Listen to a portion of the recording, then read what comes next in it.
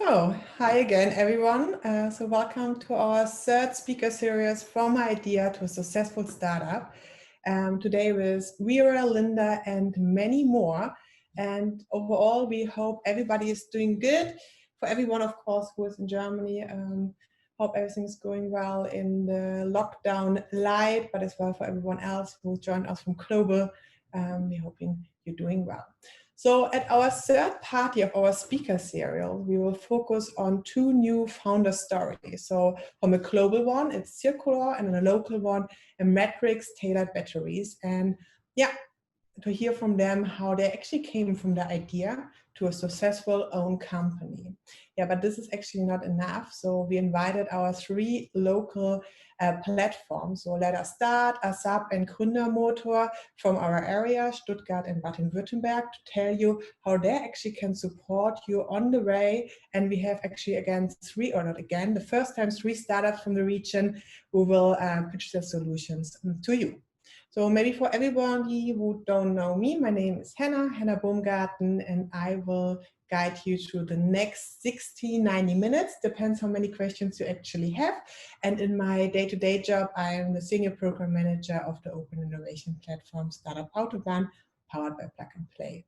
So we actually created this speaker series in February this year, together with University of Stuttgart, Arena 2036 and Startup Autobahn, powered by Plug and Play for students. But thanks to virtual, so our first session we did in person, now it's our second one virtual. It's now open for everyone who is interested in developing their skills as an entrepreneur, founder, or inventor, and yeah, actually for people who want to learn. So I'm really happy that so many people joined. We had over 250 registrations. I don't really know the numbers yet, how many are watching, but we'll tell you later. So what is the whole vision of our speaker series? So we want to invite some of the most respected personalities from the startup world. So founders, investors, and always the University of Stuttgart alumni or a founder from Stuttgart to give you unique insights into the exciting world. So actually to wait that your entrepreneurial spirit get awake. So if you have any ideas who could speak in the future, who you would like to see, yeah, just get in touch with us, and we're really excited to invite them to our next speaker series on February 2021. So in the past, we had, example, the founder and CEO of the Silicon Valley-based company Plug and Play Tech Center, Saeed Amidi. We had Jeff Burton with us. He is co-founder from Electronic Arts. Leonardo Oriono, he's CEO of EQU from Power Drives, and Dan Webb, entrepreneur and event host, and Konrad Wenzel, CEO and founder of N-Frames. They all shared their experience being an entrepreneur. So in my day-to-day job and in my life, I meet many passionate, smart, and forward-thinking people. And I think what we all learned, you have to go through many things not allowed. So for this, we are actually here for you. So yeah, please ask all the questions you have in mind to our experts via the Q&A section, and we will answer them later in our Q&A part. Going now to the agenda. So here you actually can see all the people joining us today on the screen. So it's our two experts who are holding a keynote, our local ecosystem, our co-host from University of Stuttgart, and our three startups from the region. We will start with a welcome from the Vice Rector at University of Stuttgart with Professor Dr. Mittendorf. Then it will be followed from a keynote from Vera Johnson. She is co-founder of Circular, and a keynote from Linda Emmerich, who is co-founder of a matrix tailored batteries. And they will give both like a good insight about their story of founding this company, actually what they learned in the journey. For this, we have like a Q&A section together. And then we will go over to the pitches of our local ecosystems. So we will start with, let us start. So Eric will join us here, followed from the startup Persönlichkeiten, from Paul. Then we have June from the startup Autobahn BW stuck with us, and the startup Norbert from 21 Semi Contacts, and Adrian from Gründermotor, who Bjarne will join and present his solution of motion sense AI. Not in this kind of after each, but all this will present here. And then at the end, we will come again together and we'll speak about the upcoming speaker series and save the date. Before we will start, a big thank you to all our friends who are joining us. A big thank you for everyone on the other side of the screen. And with this, I would like to hand over to our co-host, Professor Peter Mittendorf. And yeah, the screen is yours. Thank you, Hannah. So this time, hopefully it works. You can hear me? It works perfectly. Very good. First of all, I wish all of you a very warm welcome, a virtual welcome once again to our third edition of the speaker series. Hannah, you just mentioned that we have more than 200 or even 250 participants today. That's fantastic. And I'm absolutely delighted that there's such a great and rising interest in our speaker series. So we have people from Stuttgart, Baden-Württemberg, Germany, and also from all over the world joining us today for a fantastic session about entrepreneurial success and about how to achieve this. First of all, also from my side, I would like to welcome and thank our keynote speakers, Vera Johnson from the UK and Linda Emmerich from Stuttgart, as well as our ecosystem partners and startups being here with us today. As our last two speaker series were maybe a bit male dominated, Hannah, you mentioned all the speakers. I'm more than grateful that such excellent female entrepreneurs will be on stage today. Then I would also like to thank Arena 2036, Startup Autobahn, for partnering with us and organizing this event for all of us. Here, my special thanks goes to Melanie Minderjan from our new institute. It's not that new, but I think we can still call it our new Institute for Entrepreneurship and Innovation Research, as well as to you, Hannah and Holly Clayman from Startup Autobahn, and of course, to all other people who organized a lot to make this event happen today. And I would like to say a few words about the speaker series motto, which is, as you heard, from an idea to a successful startup. Well, if you look around you, everything around us is somehow an expression of an idea. The clothes that you are wearing, the chairs you are sitting on, even this Zoom software that we are all using today. All these ideas, or all those products, were ideas in a clever person's mind before. A creative person's mind, and the best about that is that we are all creative beings endowed with the ability to produce such ideas. So we can have these ideas, and the question comes up that only some of those ideas become startups, and only a really small amount of those hopefully good ideas become successful startups. And then there are also maybe some good ideas who could have become successful, but never made it to the market. And the question is now, why is that? And I hope that we get some insight from all of the speakers about that question. So I hope to get some inspiring responses from Vera, Linda, Erik, Bjarne, June, Paul, Adrian, and Norbert, that they share some of their nuggets of wisdom with us, how they managed to get successful, and also how to take the first step to go from the idea to a startup, because you might all know this saying, a journey of 1,000 miles begins with a single step. And here it's about to take the first step for the entrepreneur.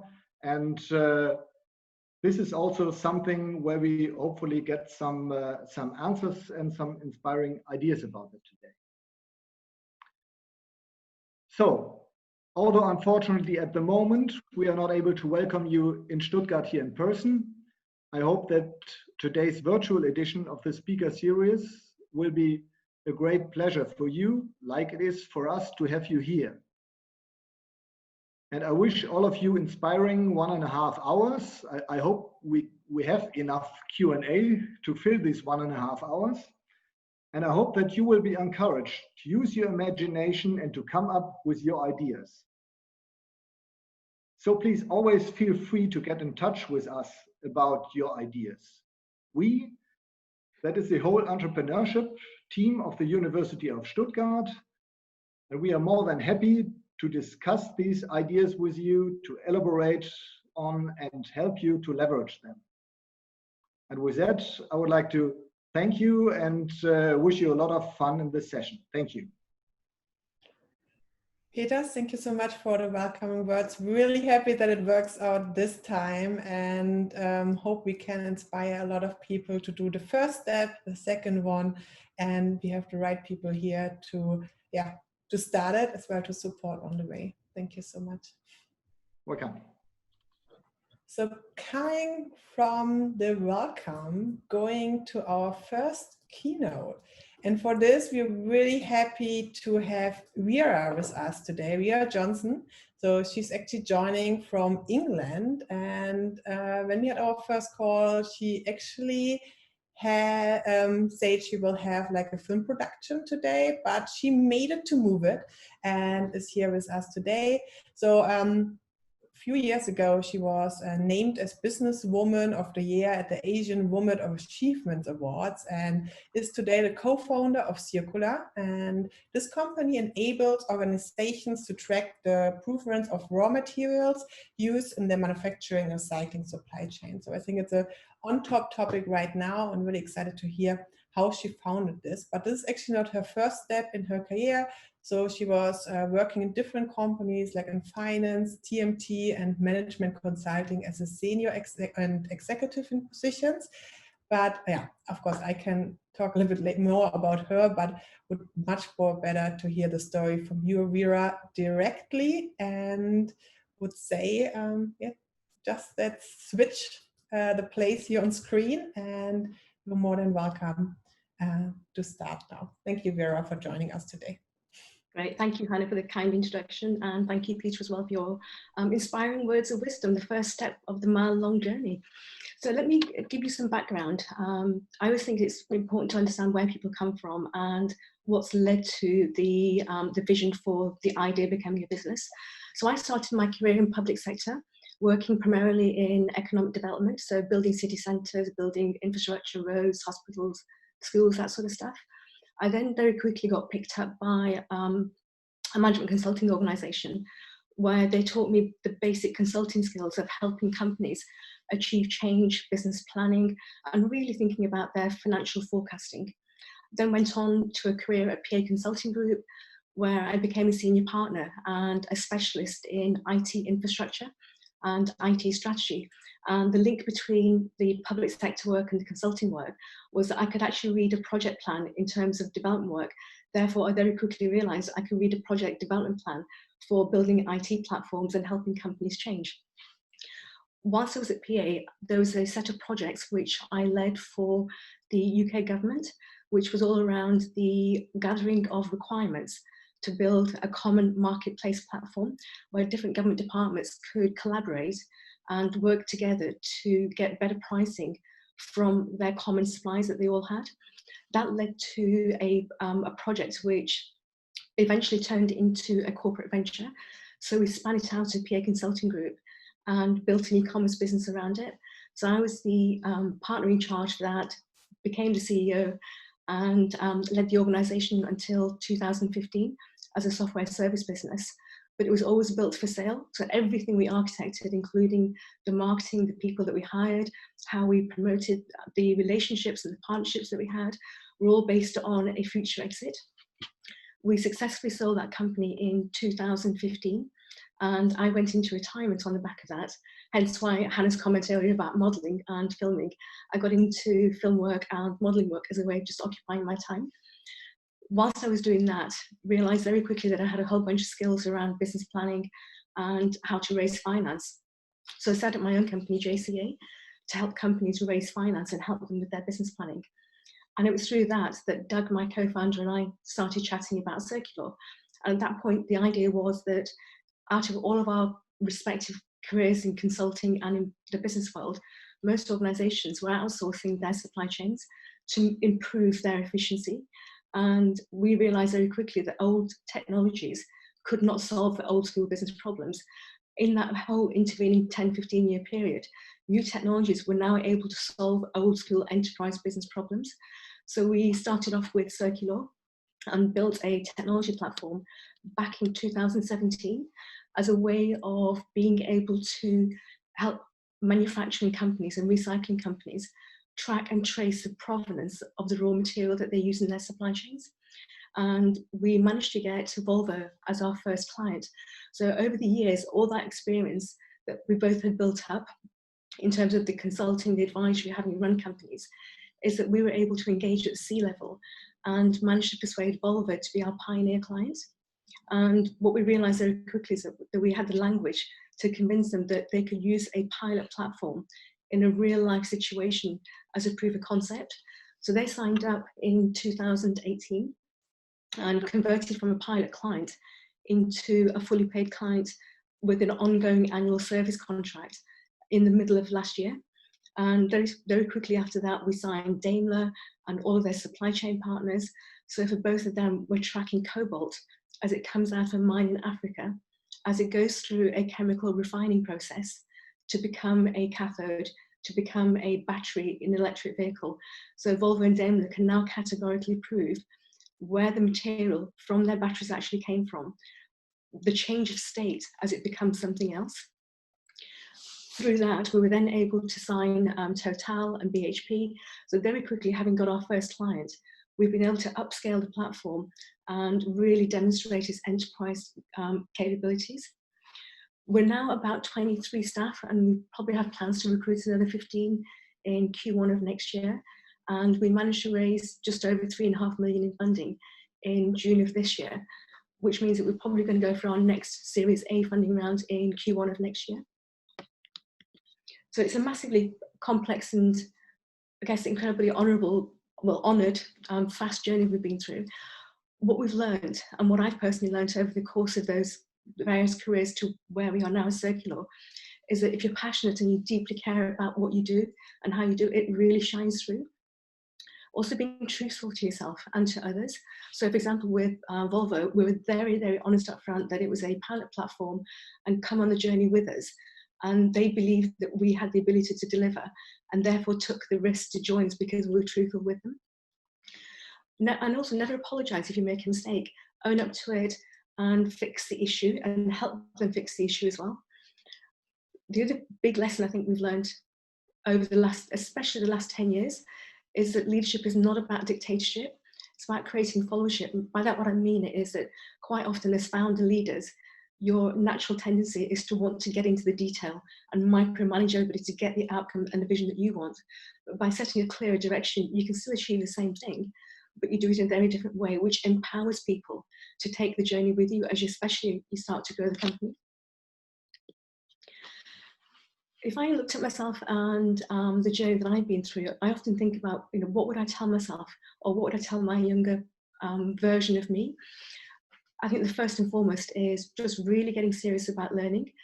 It's amazing the amount of knowledge and wealth of knowledge you can pick up from the author who's actually taken a lifetime to accrue what they've written.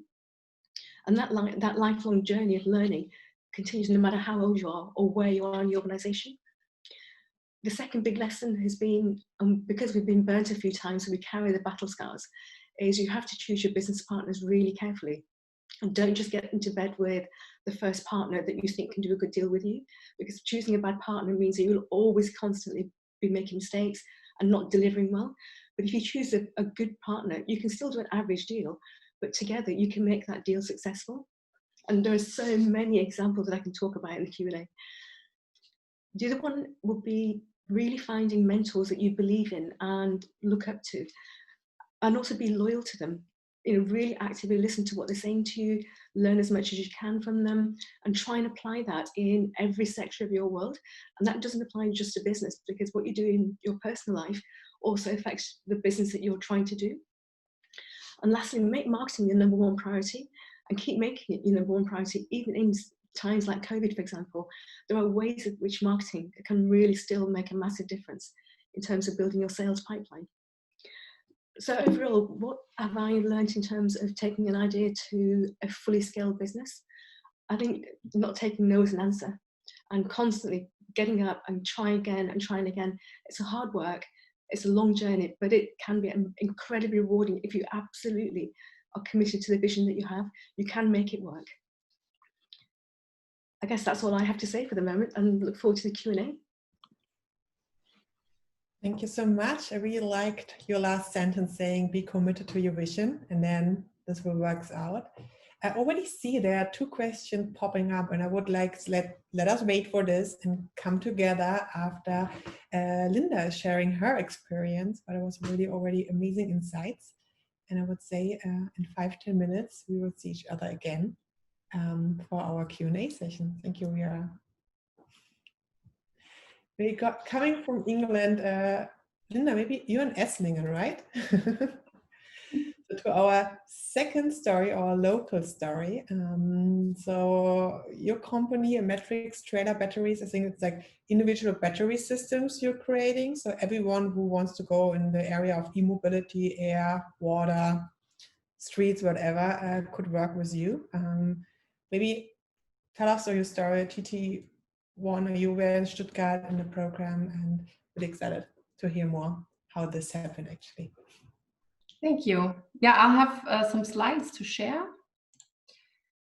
One sec.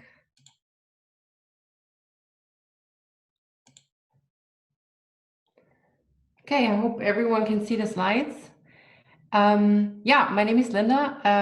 Thank you for having me. We're, compared to Vera, actually an early stage startup, I have to say, but happy to present it today. So Electric is developing and producing tailor-made battery systems with a focus on aviation.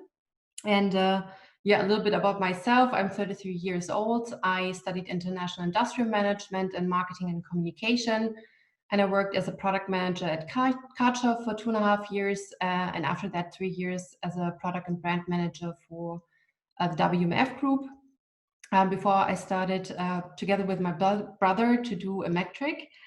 And yeah, I'm gonna give you a little bit an overview of where the idea was coming from and a little bit about our story. So yeah, to start, I mean, climate change and CO2 neutral emission is one of the biggest topics of our times.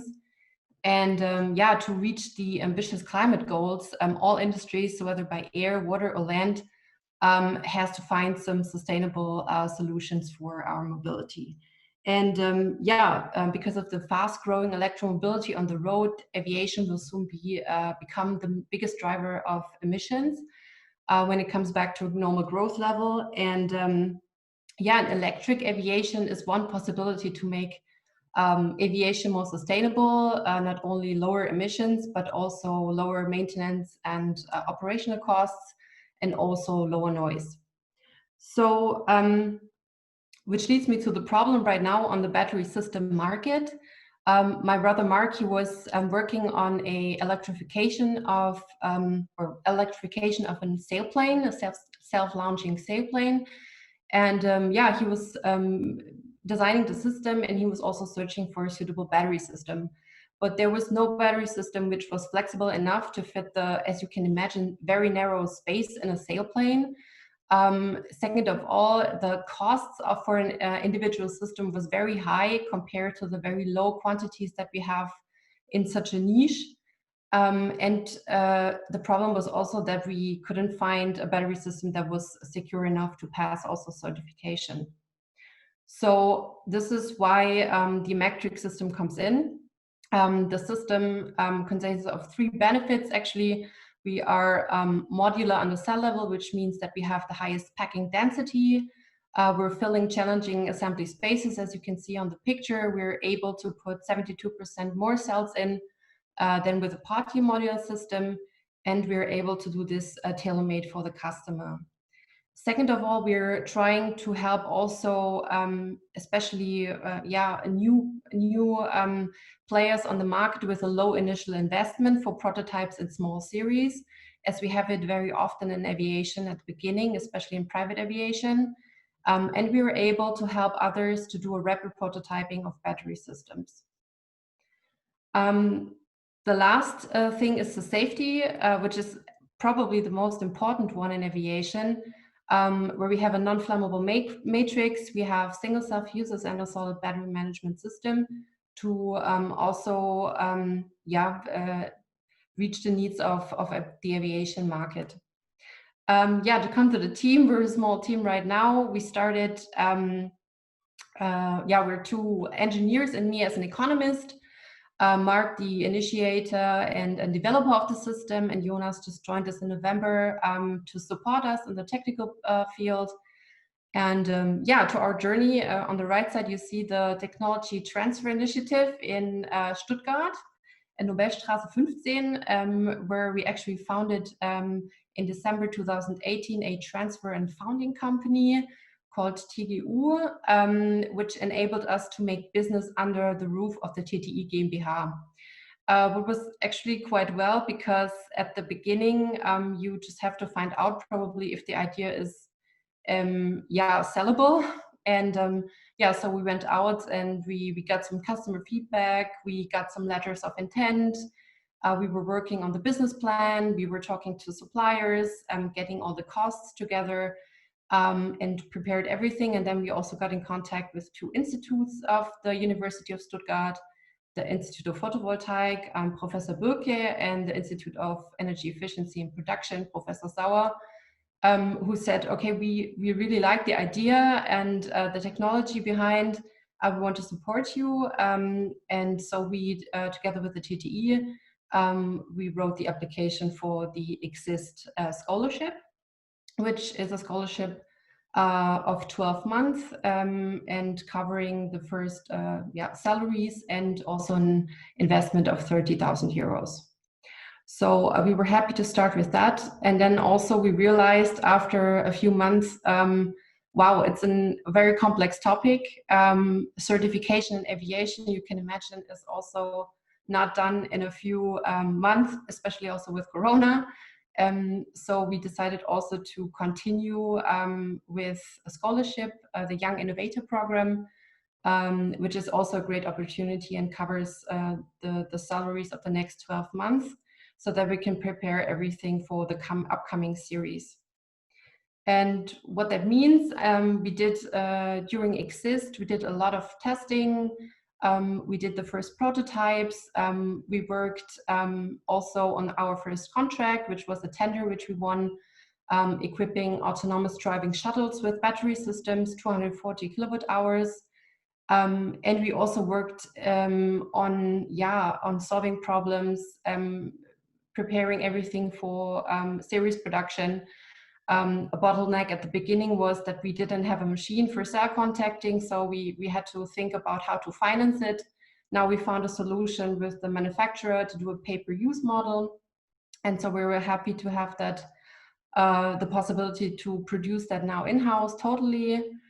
And this was actually the first month, and a big milestone for us was also to have one of our battery systems flying, actually. And the first flight was just now in September. They're now going into flight testing. And we did a proof of safety concept with a successfully passed thermal runaway test. And this was a big milestone for us in the last month. A little bit about aviation, maybe also because you kind of think like I showed a lot of pictures of self-launching gliders. we were thinking a lot about the market. It was very difficult for us to find our real target group, and actually to narrow this a little bit at the beginning, because we said, okay, we want to do actually everything, but sometimes you also have to focus, I think, on the beginning, because otherwise it's just getting too chaotic. So yeah, we look at the market, and we're seeing that electrification aviation is growing very fast. So we're seeing that there are a lot of applications in the short hubs. We're seeing startups now like Volocopter, Lilium in Germany, who are very popular, planning to do short hubs in metropolitan areas. But we're also seeing battery electric or hybrid electric airplanes for ranges up to 300 kilometers, so also commercial aircrafts. Yeah, we will have a technology mix in the future, that's going to be clear. There are going to be all other technologies also on the long and the mid ranges, but battery electric flying will be mostly in the short hubs. And especially for us, which is an important market, is the private aviation market, the gliders, as I showed. And we also see ultralights, drones, training aircrafts. So there's a lot of potential for us to grow.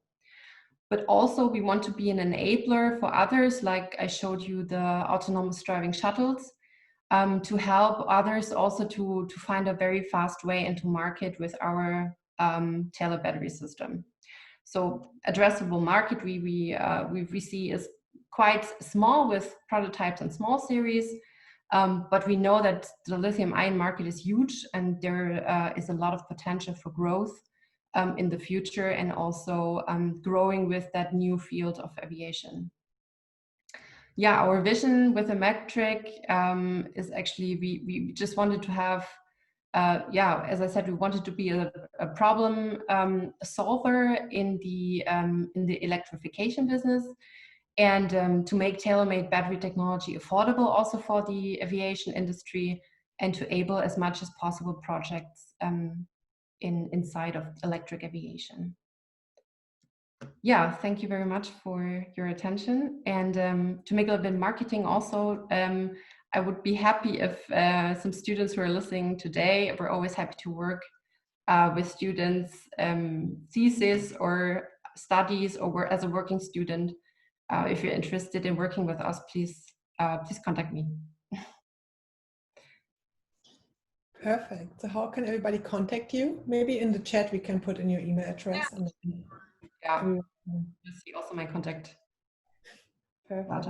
Congratulations for reaching this great milestone. It looks really cool. Excited to see how everything goes in the future. Maybe Linda, you can stay with me, and Vera, can you join me back? We're going to see already in the chat there are some questions popping up.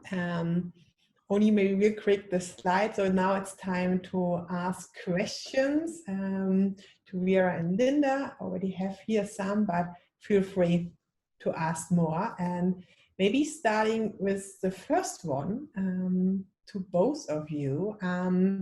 So maybe, I don't know, we're starting with you, Vera. So what is your best piece of advice you received in the earlier days in your founding story? You were mentioning mentors are really important. What was like the key advice you have in mind right now that supported you on your journey? I would say for me, I've had two mentors and have stuck with the same ones for pretty much most of my career, regardless of whether I was at PA Consulting or whether I was in Proxo or even now in Circular, is that if you're loyal to them, they remain loyal to you, so they become your biggest ambassadors.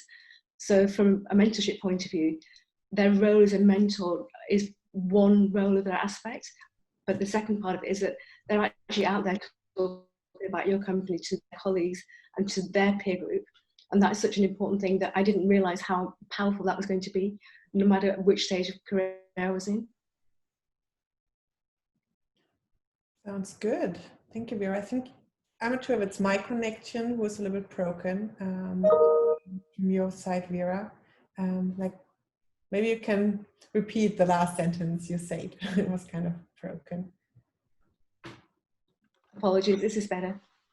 No, now it works better. Perfect. Okay, no, I was saying that having a mentor all the way through your career is probably the most important thing, and be loyal to them, and they will walk the journey with you no matter which. For example, for me, I've had the same mentor all the way through from my career days at PA Consulting, all the way through Proxo, through to Circular as we are now. And the thing that is the most important thing to remember about a mentor is they're also your biggest advocate. They're your biggest sponsor in the sense of they're also your marketing tool.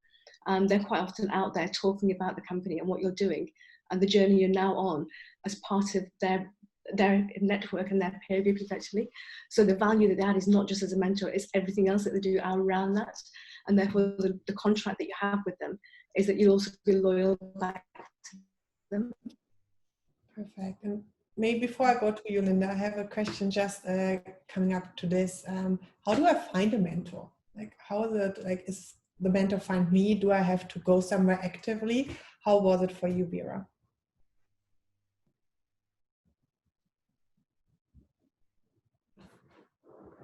I'm not sure if the connection works out well. Could you hear me, Vera?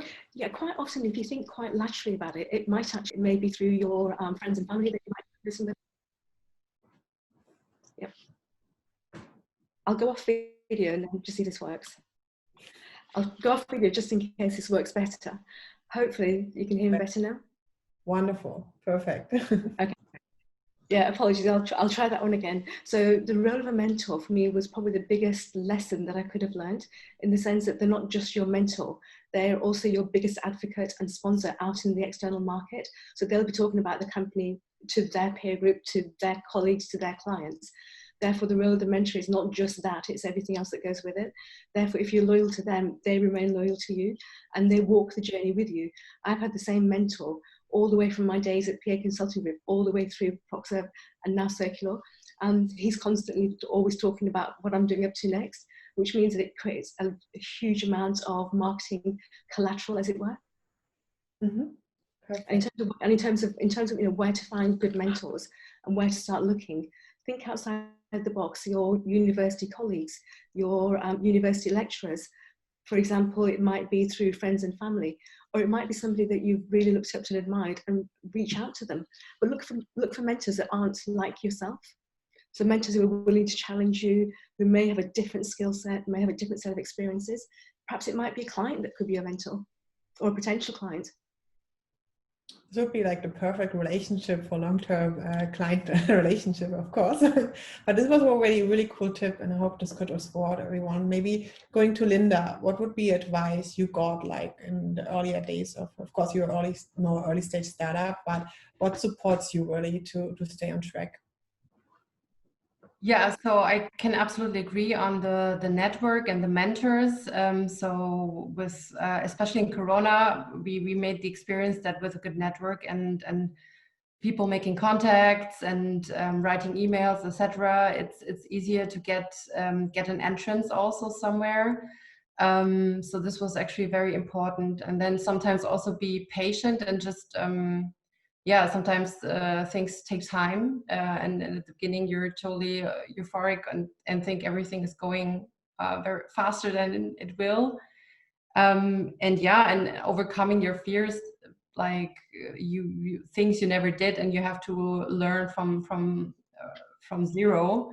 Not to be afraid about that. Yeah. I just muted myself. That was a really good advice. And maybe jumping over to a question from Andy Clifton. He was like, on one side saying, thank you to you both for your advices. And then he was like, what kind of tool that you would recommend for converting these concepts in a functional business? Or should we just go out and break this thing? So what do you think? It's better to have this kind of concept way, or just go out and try it out? So I'll go with that one first. Do both. And the reason I say that is that different clients react differently to the different challenges that you're helping them address. So it may be that, for example, if it's a software sale, that you perhaps give a client a free period of time to really use the platform, get familiar with it, give you feedback. in return for that free period of time. And then once they're convinced and their staff are convinced in terms of using the platform, then you can quite easily switch into a fully paid service. Because if you make yourself stickable, there's no reason for the client to rip you out, and you give them immediate business value, you very quickly switch from proof of concept into a fully paying customer. But also just go out and break things, because you learn so much more in terms of what works around your pitching and what messaging you need to get across much more clearly to your client to get them to say that first yes. Thank you so much, Vera. Linda, do you have something to add on here? Not really, yeah. We also did something, also offered systems that are just existing on a scratch, but we did not test before. So yeah, just go out and get feedback, a lot of feedback at the beginning. I think this is important, and but then, yeah, it should be in a structured way somehow. And just to add as well, as a real life example with Volvo, you know, we were effectively a small startup with actually no revenues. So we had to convince Volvo to sign in a very different way. So we gave them what I would call a sweetheart deal, where we completely reduced the cost of what it would take for them to join the platform. But once they went live, the promise that we asked them to sign up to was that we would carry that pricing through, but they had to talk about it to their suppliers, to their partners. So now they are our biggest ambassadors. So they do all of our marketing for us as well as everything else. So good luck for everyone that you can actually do this, what this post did. Maybe a question, because it's especially in our mobility tech area, to have 3 females in a Q&A session is not often happening. And we have actually 2 people, Diana and somebody who didn't want to show their name, asking if you faced any challenges, especially as a female entrepreneur, and as a second question, any advices for women just entering the startup community? Maybe starting with you, Linda. Go ahead, Linda. It's okay. No, actually, I cannot say that it's, I think, different. I mean, working in a B2B business, surely most customers, suppliers, and also partners are men, actually. A men's business, I think. But anyways, I mean, it's, yeah, overcoming, I think, your fears. And if you believe in your idea and your company, then it doesn't matter if you're a man or a woman. I think it's then your yeah, convincing the other to work with you, and yeah. Thank you so much. Vera, what would you reply to the question? I would absolutely agree with everything Linda said. I think also as well, as women, we are naturally wired slightly different in terms of how we think. So we're always quite nervous about putting ourselves out there and being not confident enough to be able to sell ourselves. And I think we need to lose that to be able to project ourselves to be a successful female entrepreneur. And that takes time, that takes your colleagues to support you, encourage you, and actually push you forward. But in terms of challenging, external challenges, the challenges are the ones that you make up in your head, not the ones that are really out there. Because if you know what the challenge is, you can find ways around it. You know, whether you choose to put a male sales lead in front of a particular type of client because it suits their environment better, do things consciously because you can find ways around it. And I certainly haven't had, in the early days, I would say that there was a lot more difficulty for women in technology. But over the last 15, 20 years, I've seen a lot more focus on diversity, but diversity of talent and not just about gender. And therefore, it's become much more of a conversation about a company's ability to be able to attract the right talent to enable a company to grow, but also to interface with clients that you're selling into. I think that's a really good look you had on it, like especially like on our side from Startup Autobahn, we have a lot of like tech startups working with us as hardware, software, mobility production area.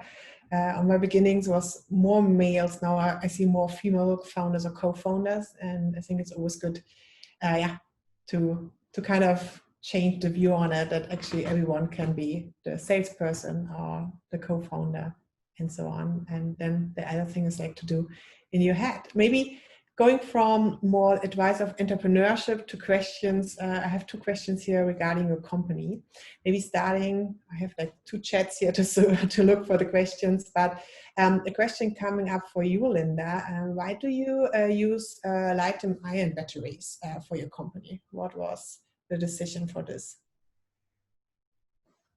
Because of the energy densities that we need for aviation. So we need a lot of energy in a less weight and space. So it's right now it's the most efficient solution for us.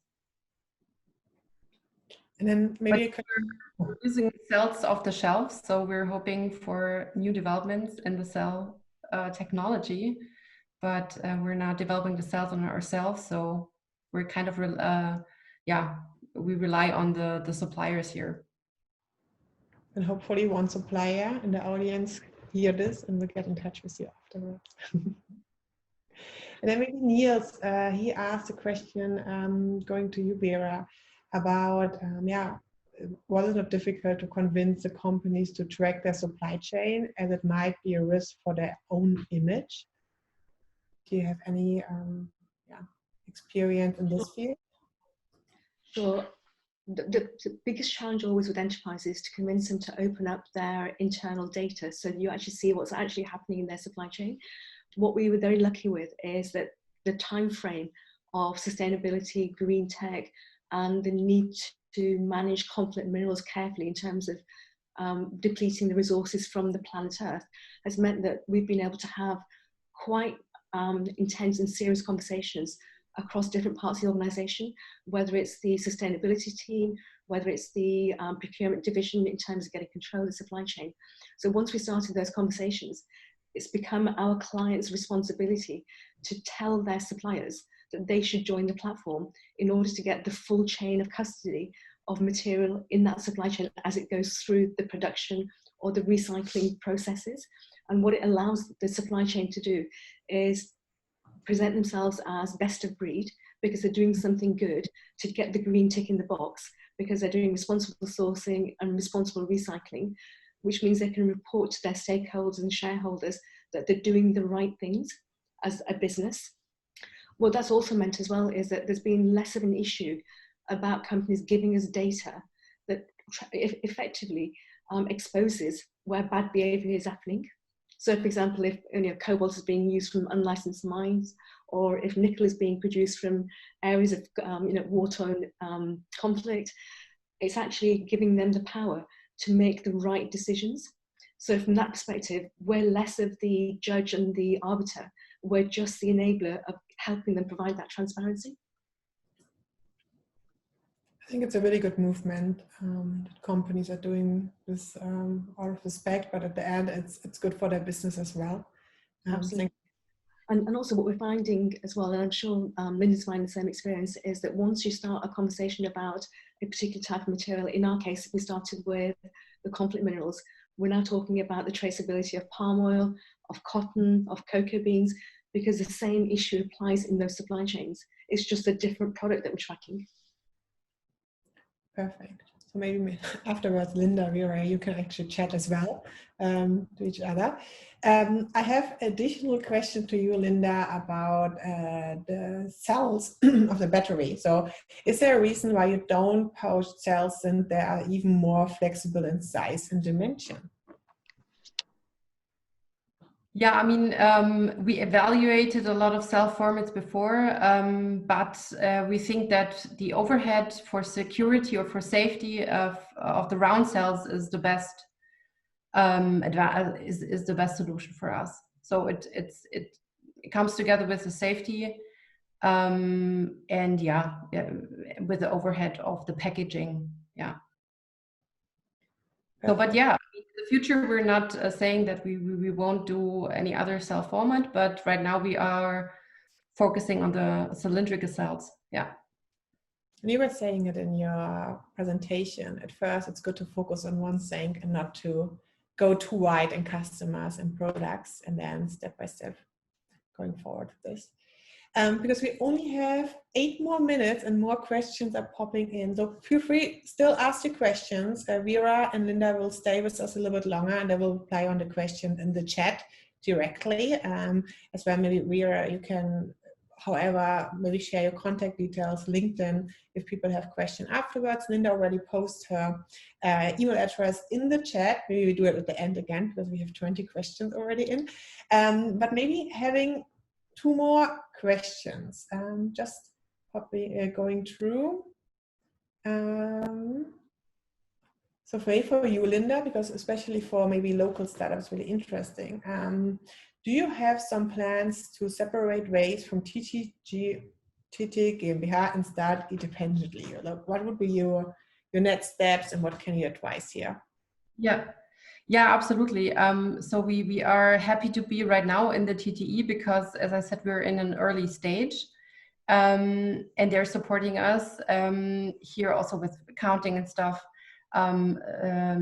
law, like contracts. And we had to be in the TTE to apply for the Young Innovator program, which we are in right now. So we just started in November.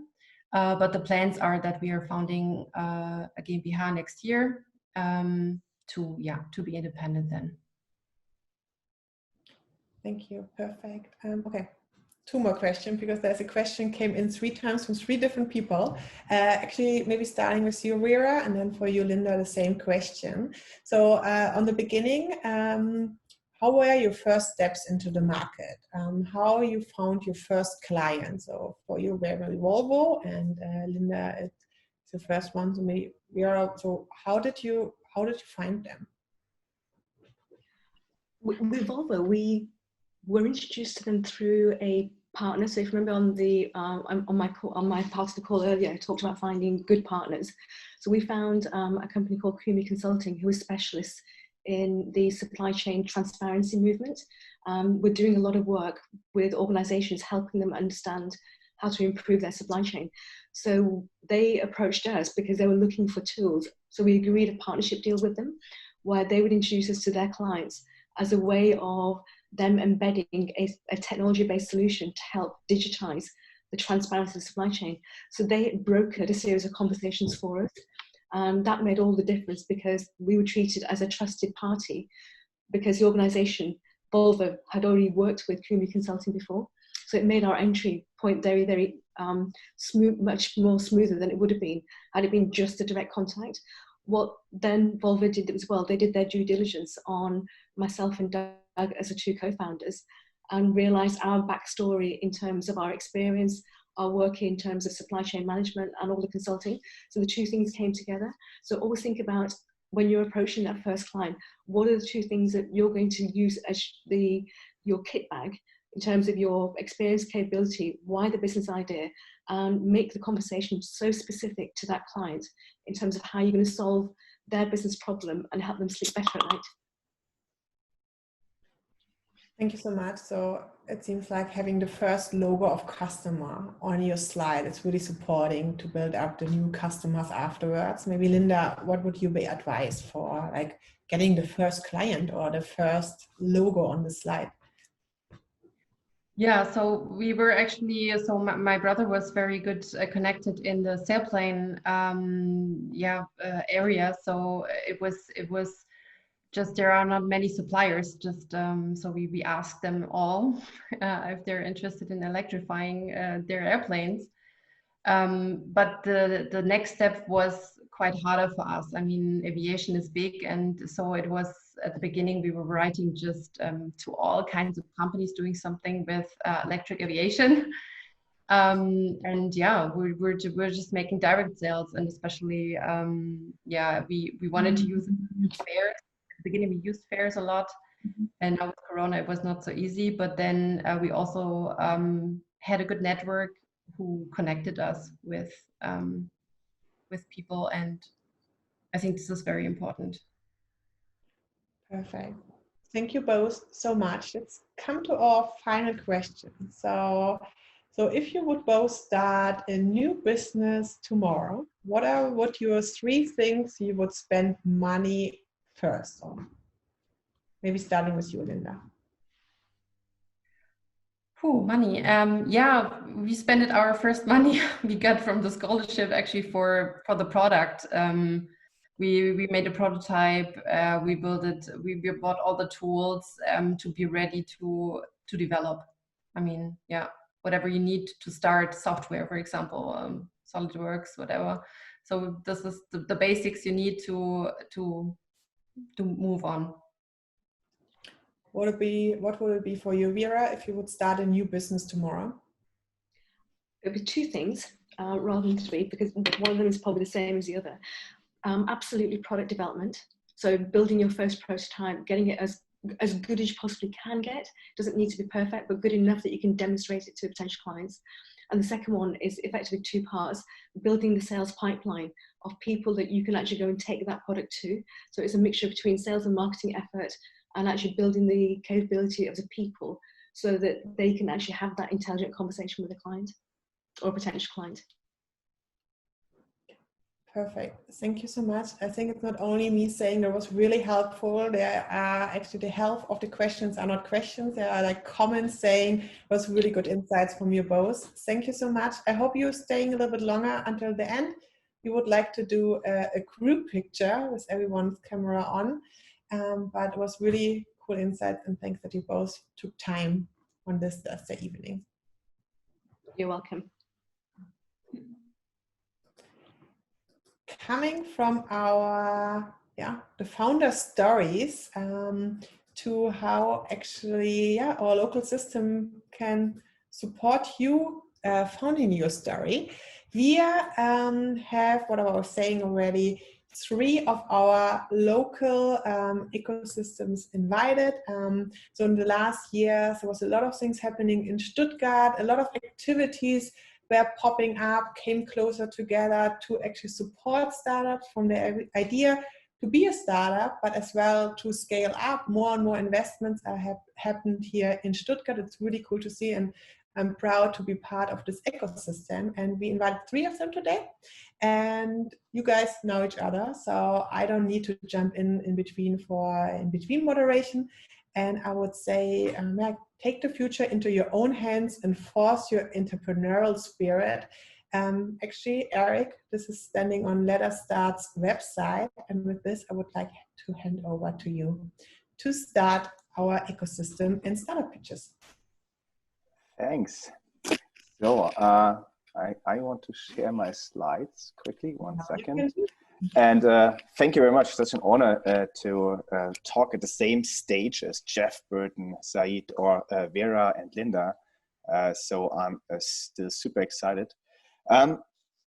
So today I want to talk a little bit about what can we offer at the University of Stuttgart, what we're trying to do here in order to foster ideas, because this is our job. Our job is to use your passion and talent and to do everything in our power that your ideas become real. And when we started 2018 with the project, well, there was a lot of work before. There were like comments to us like students in Stuttgart are not interested in startups because local industry offers very good jobs. And today, after starting with our project, I can say they were very wrong. Because University of Stuttgart, together with the Vector Stiftung and Unternehmertum für Munich and local partner Pioniergeist, started to give some offers, like creating like interesting courses and startup course at the university. And with the per semester, and each semester we get more offers. And last semester we cracked the 1,000 participants corner. So I would say there's a huge interest. And what is our philosophy behind this? Mainly, if there's one thing I can that differentiates great startup projects from wannabes, is maybe the speed of learning of the persons inside of the startup. And we developed a program, or we hope to develop this ecosystem in a way that there's a continuous design that supports the speed of learning. So for example, we have Let Us Start. This is basically everything in teaching for entrepreneurship education. We have the SBW, we will hear later on, that helps you to validate your business idea. Let Us Elevate, internal accelerator that helps you to build up this prototype and really get going. The TTI game that we heard from Linda helps you to get your startup accounting and actually found the company. We have the Gründermotor, helps you to get investment ready. Startup Autobahn, HANA, and the others like they get the real big players in, and arena to finally actually jointly develop something here right on campus. And the idea is that everybody has the potential to do something great. And instead of you having to run to everyone, we now finally have this one face to the customer. The single access point is the Institute of Entrepreneurship under Professor Alexander Brehm. And we offer like teaching, like Let Us Start has different courses like in 6 weeks to startups, tech entrepreneurship, the Ringvorlesung, online games. We have support of a great startup coaching team that helps you in every single detail and helps you to find the right path, be it bootstrap, be it funding. We find it with you, we develop it with you. And of course, we have fast track programs for each need designed. And if you think like, okay, but still, I still have to build my, my prototype, I need some money to buy. Well, we can also help there. We have the idea labs, we have design factories where you can actually get the concepts ready. We have maker spaces to actually build something. And of course, we have co-working spaces where you and your team can start creating and get going. And with this, all we call the Entrepreneurship Lab here right on campus. If you're interested here, please come. Our job is to foster your ideas and talents with all means necessary. But we're not alone. The greatest aspect is the ecosystem here in Stuttgart, the strong industry. We have the Asset BW, an online accelerator program you hear later on, great follow-up program. We have the TTI GmbH that actually can even give you office space for very cheap rents and support you with accounting. And we have the Gründer Motor that gets you ready with term sheets and negotiations with investors. And all of this is at the Institute of Entrepreneurship and Innovation Science. And here are some upcoming events where you can see what this really is about. This one is the demo day in the middle of December. You can still start in this course. It's like this 6 weeks to startup course here at the University of Stuttgart. You will hear Bjarne showing what you can reach in 6 weeks. And if you want to be part of, just email me quickly. And we have the Gründer Motor Masterclass coming up beginning of January. We have the Asset BW final and the Startup Autobahn Expo Day. And if you want to get more of courses, insights, and where you can get started, just write us to be part of the newsletter of the new institute. And with this, I actually come, as enough promotion, we come to somebody who has experiencing this and a real founder. And I want to welcome Bjarne and give over to him talking about Motion Sense AI. Hi, thanks Eric for the introduction. I should quickly share my screen.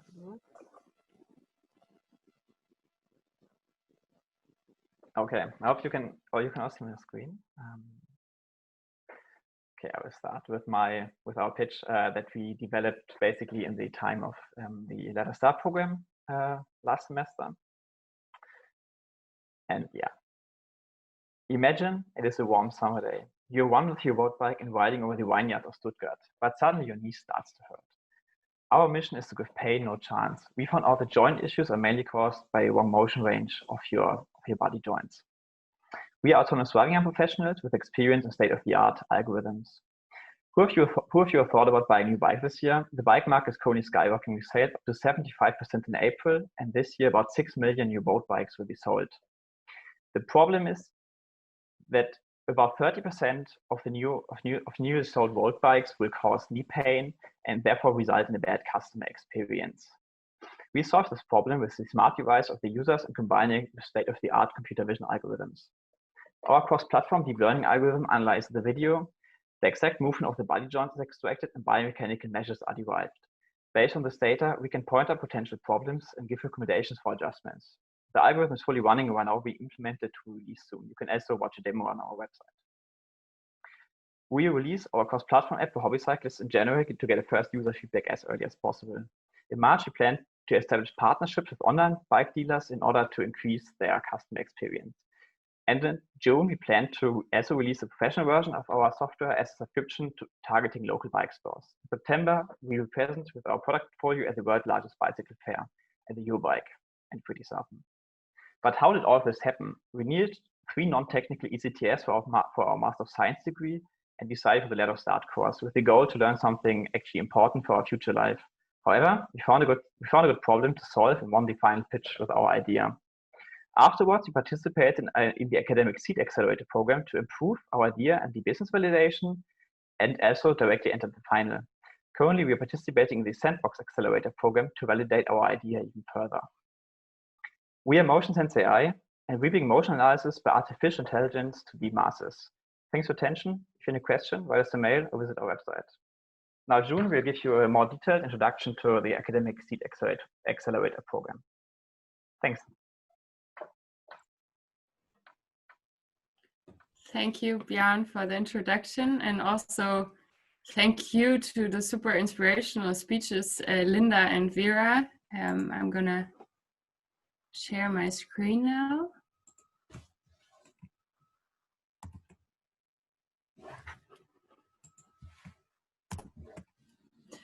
Yeah, my name is June Yellow. I'm the program manager of Academic Seed Accelerator program.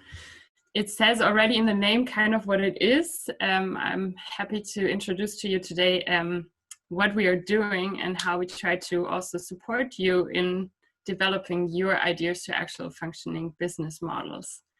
Basically, ASAP BW is a digital startup program. So you can participate at any time, you can work where and whenever you want. And we have a big final demo day at the end of every semester. So it's basically run every semester. And we have two main goals in this program. First of all, we want to support our teams, our participants in validating the viability of an idea to an actual functioning business model. And then our goal is for those teams that make it to our final demo day to help them and refer them to the super good continuative support programs which are out there in our ecosystem. And the question is maybe first of all, who can participate? In our program, students can participate, alumni, but also research assistants from all over Baden-Württemberg. And in more detail, that means that actually just one person in the team has to have some kind of reference to a university in Baden-Württemberg. And obviously the team needs to have a startup idea. And that can be basically just a broad idea or an, let's say, university project that you have elaborated, or maybe you already have a first prototype, or you have already a business concept. Basically, every project in every phase can participate. Why is that so? You see that we have a pretty low threshold entry. What our goal is to have more teams from the universities to make it actually to the support programs which are already out there. So we try to fill the gap between, or which we see, we try to get more teams from the universities to the super good support programs which are already out there. And what does our program actually look like? Basically, we have elaborated a e-learning platform which contains structured content with instructions, methods, tools, and tips on how to validate a startup idea. You can work on this content, on your idea, in your own time and whenever you want, basically. And to support you further, we're continuously actually making explanatory videos explaining these contents, or we have interviews with our founders, with experts in all kinds of fields. To support that furthermore, we also obviously provide feedback on request at any time, and we start monthly mentoring sessions to further support. Yeah, also you can watch all the videos on our YouTube channel if you're interested in those. Regarding the content, we've divided it up into 5 challenges. That doesn't mean that you go from one to the next and then you're done, because as you probably a lot of you already know, it's quite a difficult task to get from an idea to a validated business model. You can see in the lower part of my presentation, it's sometimes a very crazy way. And also, yeah, Linda and Vera explained that very well before. Yeah, that's basically, you go from one challenge to another, but it's always possible to go another round in between. And in the end, we have a final demo day. And one thing I want to make really clear, because a lot of the time teams don't really get it, or people who are interested. You can work through these 5 challenges in your own time and whenever you want. So that means you can actually join the program at any time. It's just the later you join, obviously, the less time you have to work on the challenges, on your idea. And in the end, the big timing is that, well, we give you a template so you can qualify for our demo day, for the final. And that will be probably it will be in February. The date is at the moment not sure yet, but we'll fix that by the end of this month for sure. And so you can always join the program until basically end of January. So it depends on when our final demo day is. Yeah. And now the question for you is obviously, what do you get when you participate? First of all, you gain access to startup knowledge, which is basically a compilation of the worldwide, like, mostly used tools and templates, and you can develop your idea with that. And then also for your personal development of all your team members, you gain this knowledge, and you'll also get a certificate of participation. And you have, in case you still study in Baden-Württemberg, you can get 3 credits for participating. And obviously you can pitch your idea at our final demo day, and that can get you on another big stage and into a network of our partners, of our supporting programs, of accelerator programs, and you have the chance to win prizes, which is also some cash, but mostly it's actually places or possibilities to get into further support programs. And yeah, here you have a small overview of our partners. It's University of Stuttgart, which is also hosting this today, and also Startup Autobahn, also Gründermotor, which will be introduced afterwards. Yeah, just to give you a small overview. And that was basically already the end of my presentation. I'm welcoming you to check our website, and you can, as I said, register at any time. Please feel free to contact me. You see my mail address here. We are on all the social media, of course, and we'll have another kickoff for participants explaining in more detail what the program looks like next week. So you can find it on all the social media channels when it's going to start and how you can access.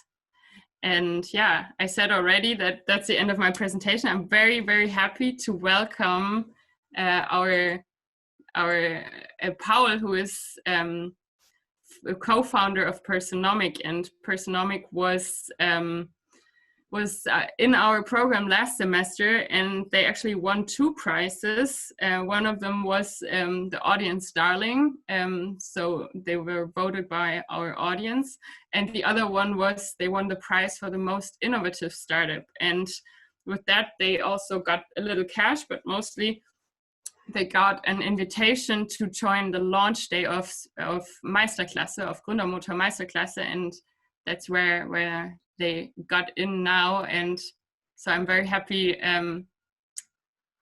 to hand over to you, Paul. Thanks, June, for this nice introduction. Let me just share the screen. And I hope all is working. I think so. So yeah, I can personally really recommend ASA BW. It's a really nice program, so just join it. And I'm Paul from Persönlichkeiten, and I will tell you today a bit more about the story behind Persönlichkeiten. So it all started 3 or 4 years ago because I had a bit of pain in my hand because yeah, as you can see, I have a huge hand, and normal computer mice are pretty small. So yeah, it was very unnaturally to adapt with my hand to this small mouse. And yeah, I just asked my mother, what can I do? Because she's a physiotherapist as well as my two sisters. And she said, yeah, okay, you're not alone. Over 3 million people alone in Germany do have hand and arm diseases. So she said I could buy a better mouse for my personal hand. And I thought, challenge accepted. I will build my personalized computer mouse with my 3D printer in my cupboard.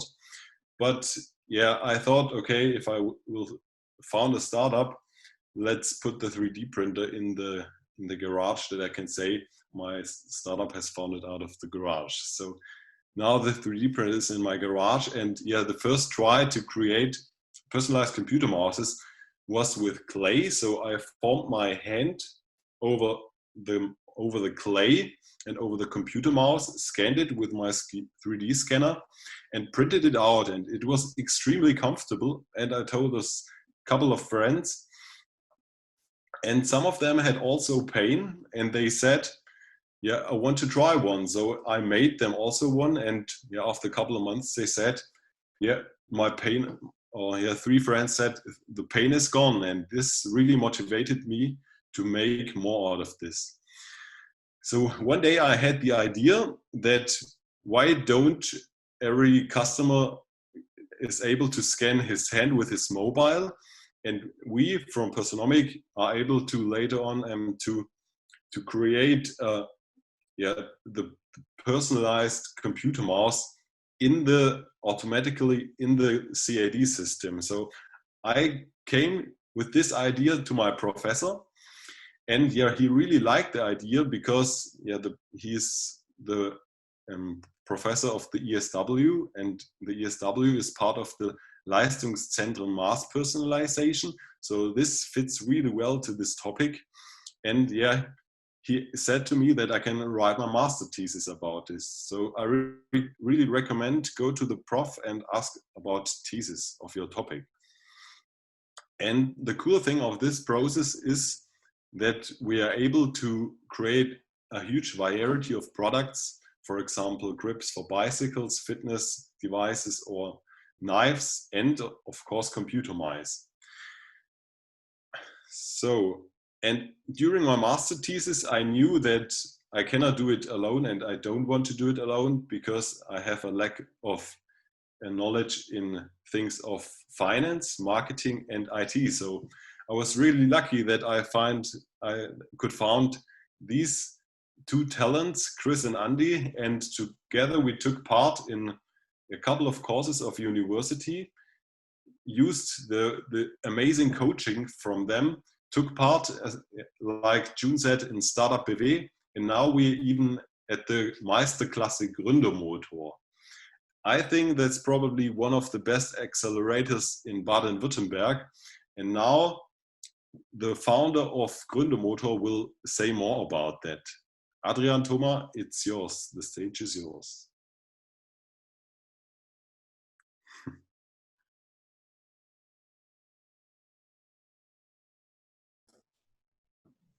So thank you so far, Paul. I'm trying to put on my camera, but the Zoom software says that I can't start the video because of the host. What did I do? Hannah, did I made something wrong? Here we go. Okay, thank you. Thank you so much. All right, can you see the presentation? Yes. Yes, perfect. So thanks for having me. Thanks for the nice inspirational talks. Thanks Startup Autobahn and University of Stuttgart of organizing such an event.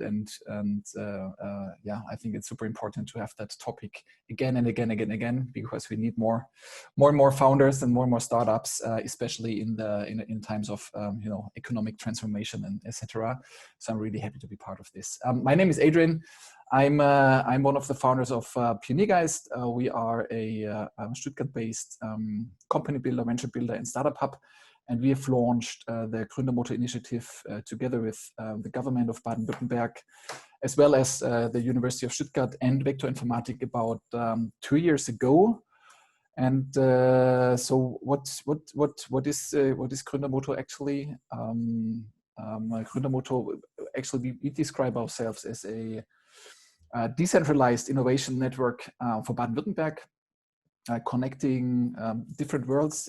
First of all, the corporate world with the startup world, with the world of investors, and the world of universities in order to build tomorrow's, as we call it, the digital Mittelstand. And since our launch 2 years ago, there's over 50 institutions from the academic and the corporate world, as well as local startup scene that has joined forces, and in order to support Gründermotor's mission statement to build the next digital Mittelstand. And amongst these institutions, there's of course the University of Stuttgart and Startup Autobahn, and we are really thankful for this cooperation and that joint forces in the local startup scene. That said, I would say our main stakeholder, our main partner, are the startup founders themselves, because in the latest program, the latest masterclass, we gathered over 30 of, we would say, top entrepreneurs that are willing to share their knowledge about building successful teams, building successful organizations, creating traction, selling products and services to complex customers, and of course raising funds. And this is why we call the program Meisterklasse, because you actually learn from the best, you learn from the masters in their field. And Meisterklasse 4, our fourth program, actually started in October this year.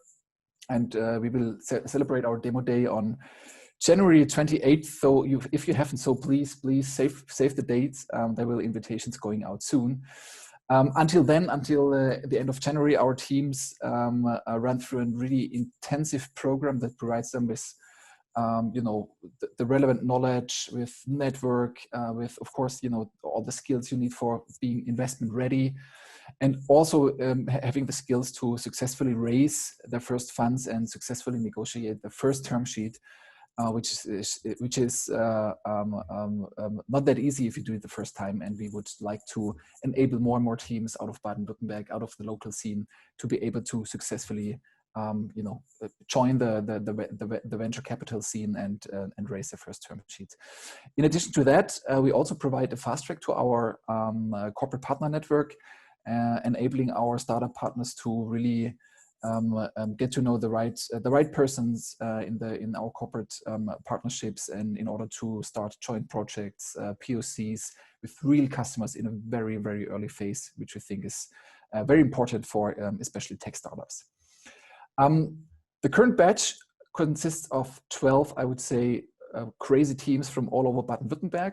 What we see is that many of them are coming from two regions, the region of Karlsruhe and Stuttgart. So there's really a battle going on, which region has the best teams to offer. And I'm super happy to see Persönlichkeiten being part of this. And also thank you for the great presentation. It's great to have you in the program. And to all the other teams out there that are, thinking about, is it the right program? Should I be part of this? I have six arguments why you should join. One of first of all, we have, I would say, the best mentors available, because you will learn from real founders in the field of, in the masters in the field of entrepreneurship, not in theory, but really how it works in real entrepreneurial life, and you can learn from them. And this is really, this will have a high impact on your own success. Second, we'll provide you with really a fast track, as I said before, to our extensive corporate network, bring your customer access and traction, even in a pre-seed phase, which is, in my opinion, the most important thing, to have early customer adoption or early traction in order to convince investors in the later phase to really bring in the money. Third, we've run through that program Meisterklasse now 3.5 times, and so we think we more and more understand what resources and knowledge is needed in order to become investment ready. So there's no, as we would say, innovation theater. It's really you learn things you will need in your daily life. Fourth, you are happy, welcome, and invited to join our Pioniergeist ecosystem, including also access to our startup hub Steig in the center of Stuttgart. So you will also be part of that. Number five, you need, if you need, resources, talent, know-how, how to protect IP, how to do online marketing right. So we have a really huge also network of service providers, connections into the academic and scientific institutions in this region, so we can provide you with the right contact in the right company and try to bring you in some great corporations. And last but not least, we are directly connected to the Startup Baby Pre-Seed program, which is a state initiative that can provide you with up to 200K in funds directly, after the Meisterklasse. And we see that this kind of works. We have here two examples, two of them out of Meisterklasse 2, who raised their funds directly after demo day, and there's even 3 more teams out of Meisterklasse 3 who already raised in a similar direction. We have just not managed to come up to put them on the slide so far. So maybe next time. So last but not least, if you wanna join, if you have a great tech startup out of Baden-Württemberg, out of Stuttgart, and you want to make the next steps into investment readiness, you want to raise your first funds, to then afterwards be part of maybe also some startup Autobahn batch and really scale your business from there. You're really invited to write us an email, connect us on social media, and you can apply for batch 5, which will start in March 2021.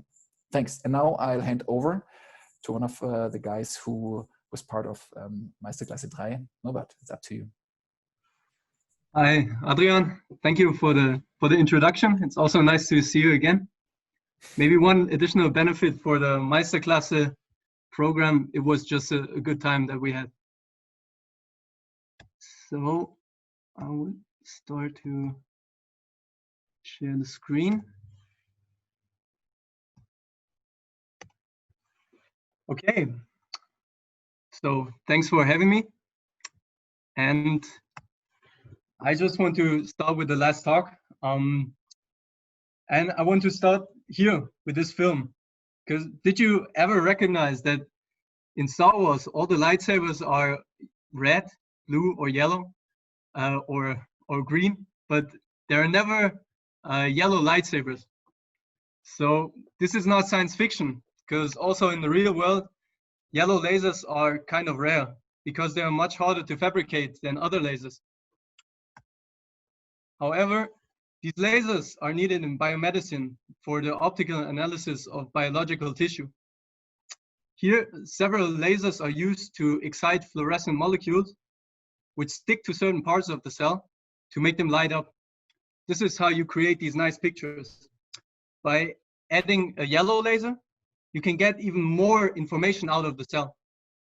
And this information is important to find new therapies to cell diseases like, for example, blood cancer. So what is the problem? The problem is there are existing solutions for yellow lasers. However, these are complex, they are fairly unstable, and they are expensive. And we at 21 Semiconductors want to change this situation. Therefore, we developed the small laser crystal, the Maxwell. The Maxwell is basically the heart of the laser, and it's able to produce yellow light, but not only this one, but all wavelengths in the visible range. Beyond that, the Maxwell is more easy to assemble than existing solutions, and it's really stable in output. Concerning our business model, it's fairly easy. So here you can see the value chain coming from really the raw material to a ready-to-use laser module. So we earn money by selling laser crystals, our Maxwells, either as bare die or soldered on a submount. To whom do we sell these? Our customers are laser manufacturers from the biomedical market.